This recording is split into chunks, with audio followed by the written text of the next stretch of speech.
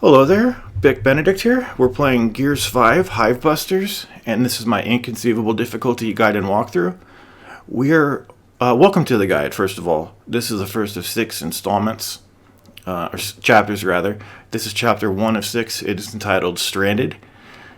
So this is downloadable content that is fantastic. I've been playing this, and it's quite fun. Definitely worth your time. My time to make the walkthrough, and it has a good amount of challenge, but it's Gears, so it has its cheap moments a little bit too often, unfortunately. But on the even number chapters, those are the chapters in which you'll find upgrades called ultimate abilities for your characters. So in those even chapters, I placed in the description a manifest with clickable timestamps, so you can click right on the particular timestamp you want to go to find the upgrade in question. So we'll start getting the ultimate upgrades in the next chapter. So the odd number chapters do not have any ultimate ability pickups. So if you well, first of all, this is not a no upgrade walkthrough or run. So I will be collecting all of the abilities, so it's 100% completion for the ultimate abilities.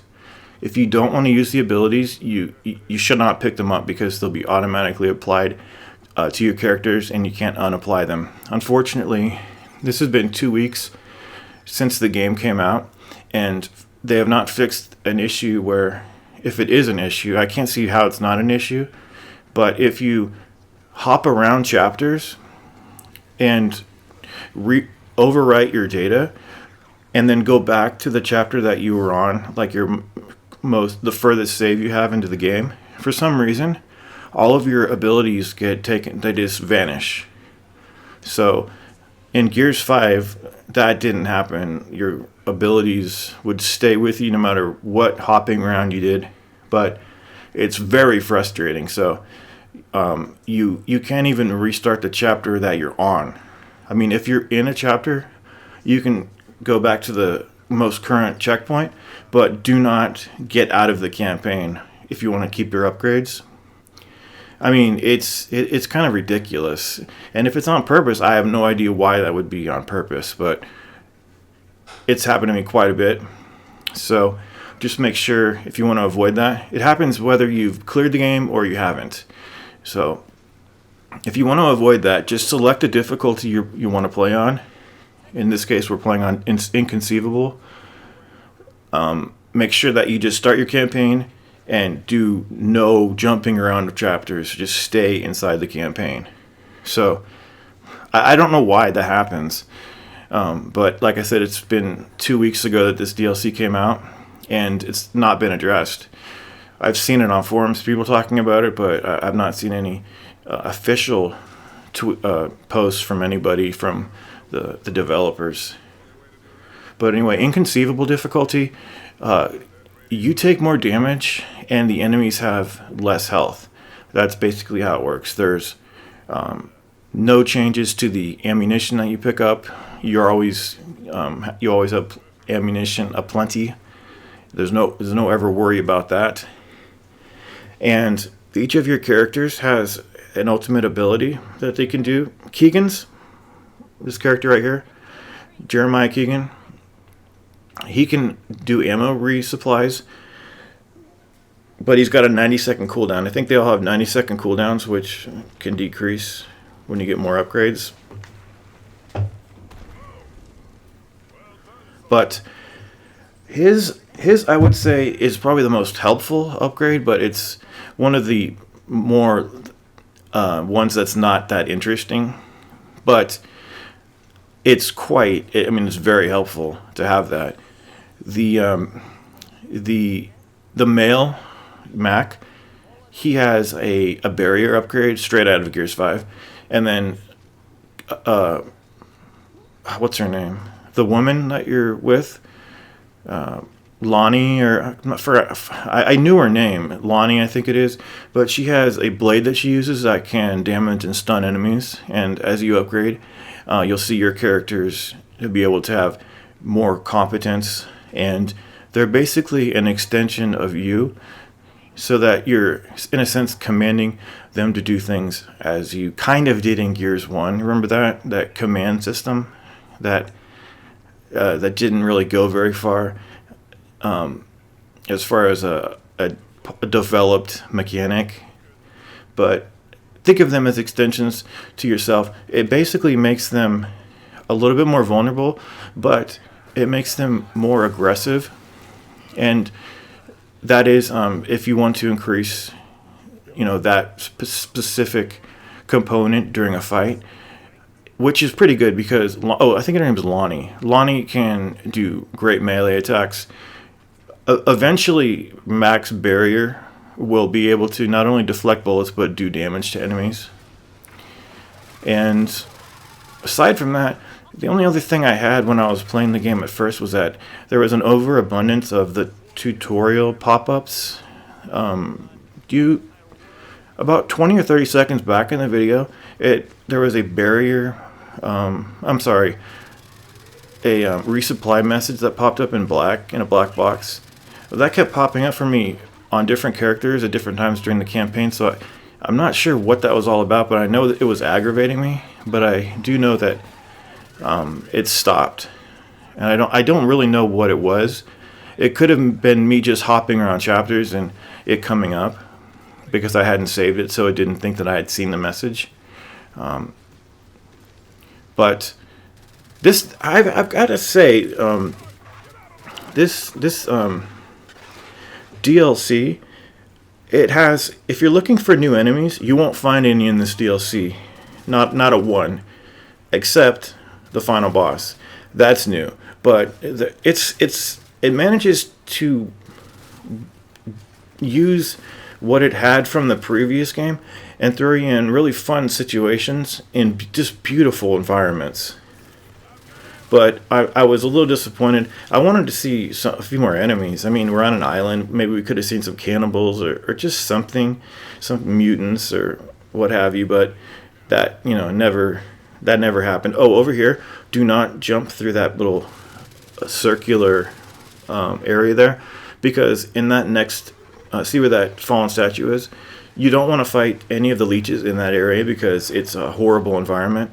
And if you jump over that piece of cover in front of us right now that the leeches are crawling over, they can be just stuck there and you can jump right into a death. So just be careful about that and just do all the fighting here. It's just killing leeches at this point. It's not until the next checkpoint that you're going to be actually killing the flock. But if you take a look at this environment over here, it's a horrible environment to be running from leeches. Just absolutely horrible. And one touch from a leech, of course, is going to kill you on Insane or Inconceivable. So I don't know if Inconceivable is regarded by everyone as the hardest difficulty, but I think it is harder in that you take more damage faster, but there's that thing of the enemies having less health, so it kind of makes me think that it's like an Insane kind of a, I don't know. What do you think? Do you think it's harder than Insane? I don't know. For me personally, Insane was quite hard because I had a lot of rust from not playing Gears for a while. And I didn't really like Gears 5. I liked Acts 1 and 4, but I didn't like the openness of 2 and 3. I just didn't like those acts.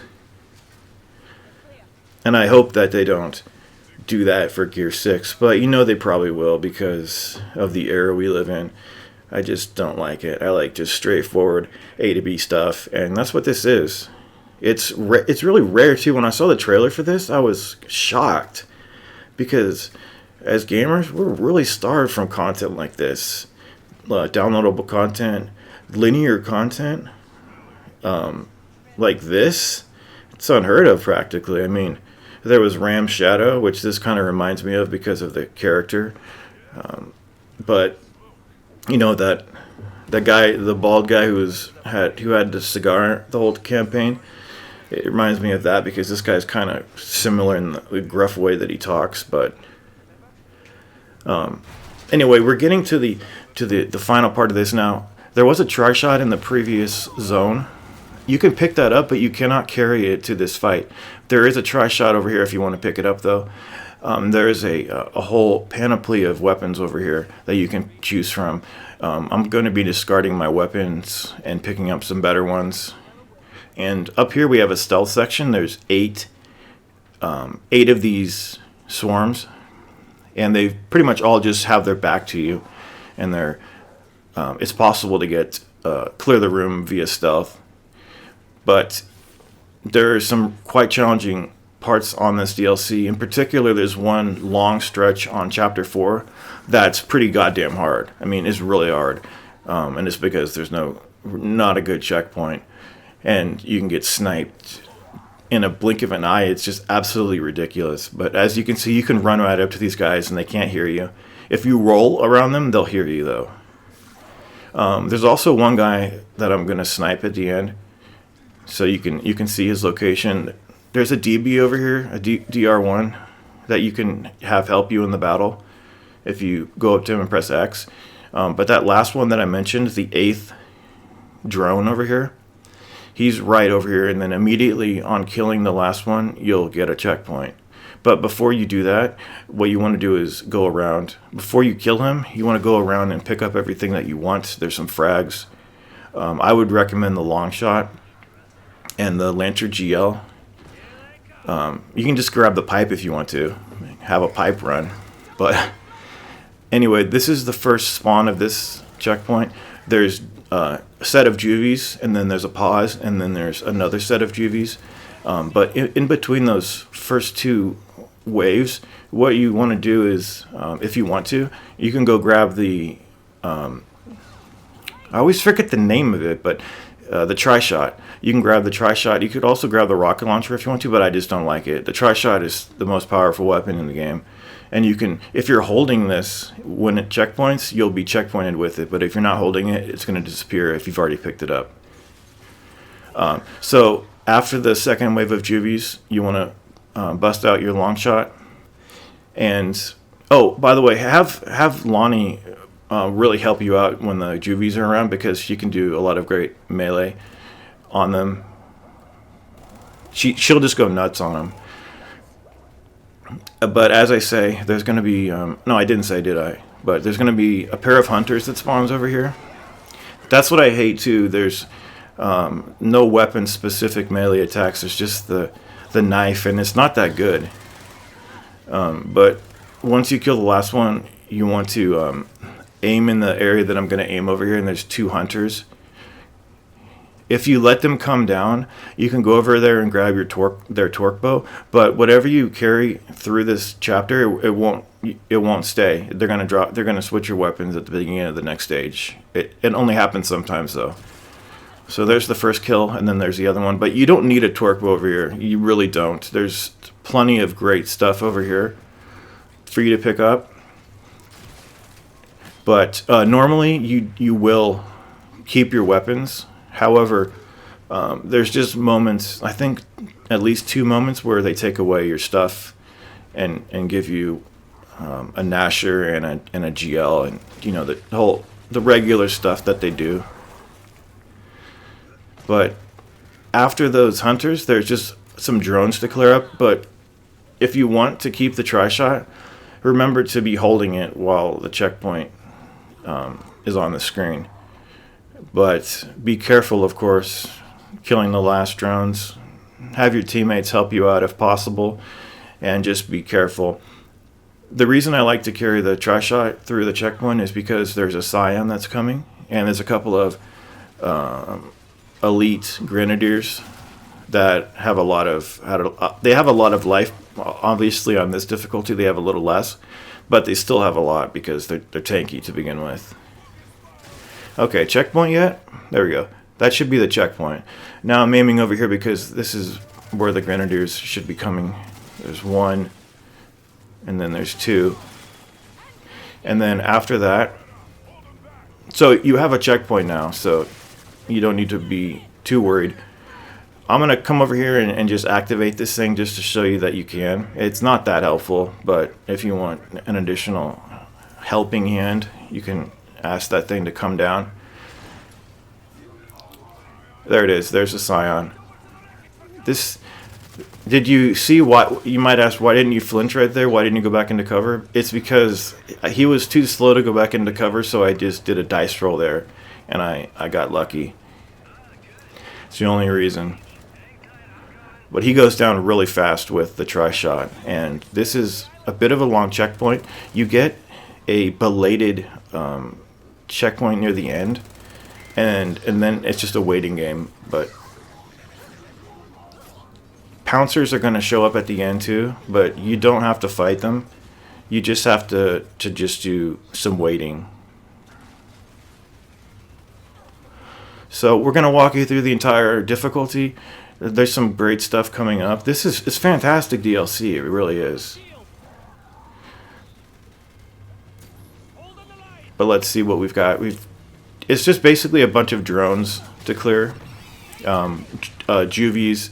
If you get killed to anything, it's probably going to get beat to juvies, unfortunately. They sneak up to you pretty easily. So, usually I grenade tag. Oh, there's a couple more grenadiers too. So once you see grenadiers, the checkpoint is almost within your reach.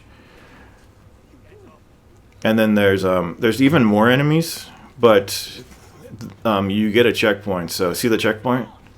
Now, you don't have to do anything but wait. And even if you get killed, there's that checkpoint. So... that has been Stranded. I will see you in the second chapter. We'll be in the facility. And until we meet each other again, I would like for you to please take care if you could. And thank you very much for watching. Take care.